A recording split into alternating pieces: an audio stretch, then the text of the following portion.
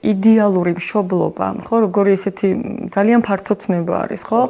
რა შეიძლება მივიჩნიოთ და რა არის იდეალური მშობლობა, ან ცოტა ინდივიდუალურად თუ ვისაუბრებთ, ვისთვის რა არის იდეალური მშობლობა. არსებობს ესეთი ძალიან კარგი ცნება საკმარისად კარგი მშობელის.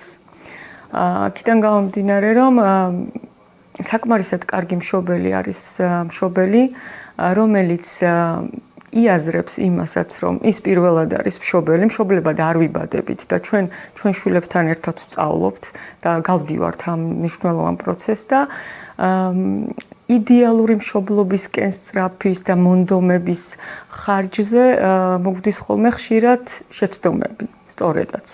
Იმიტომ რომ იმდენად შეიძლება დაძაბულები, ძალიან მიმართულები ვიყოთ, რომ არ დაუშვათ შეცდომები და აი ზუსტად აქ მუშაობს ის მომენტი, როდესაც ძალიან გვინდა რომ არ დაუშვათ შეცდომები, მოგვდის ხოლმე ეს შეცდომები ხშირად. და საკმარისად კარგი მშობელი გულისხმობს იმას, რომ ვიყო ღია და მიმღებელი იმის მიმართ, რომ შესაძლებელია დაუშვა შეცდომები და აქვე რომ შეცდომა შეიძლება ახალ რესურსად იქცეს და ვისწავლო ამ შეცდომისგან. რა შეიძლება მასწავლოს იმან, რაც ახლა მე შემეშალა. და საკმარისად კარგი მშობელი გულისხმობს ხელმისაწვდომობას ბავშვისთვის ემოციურად, რაც ყველაზე მნიშვნელოვანია.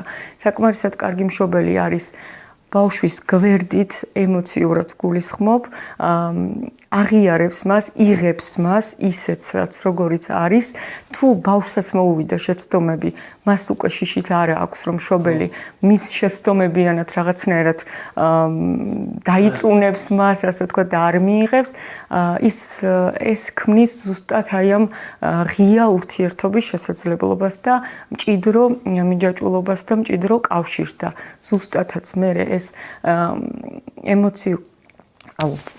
ემოციური კავშირი, ემოციური უსაფრთხო ურთიერთობა მშობელთან არის ის ჩარჩო, რითაც მე ბავშვი უკვე გარე სამყაროსთან ურთიერთობს და რითაც ბავშვი იგებს საკუთარ თავზე ინფორმაციას და შემდეგ ამითი გადის უკვე ადამიანებთან ურთიერთობის გზაზე.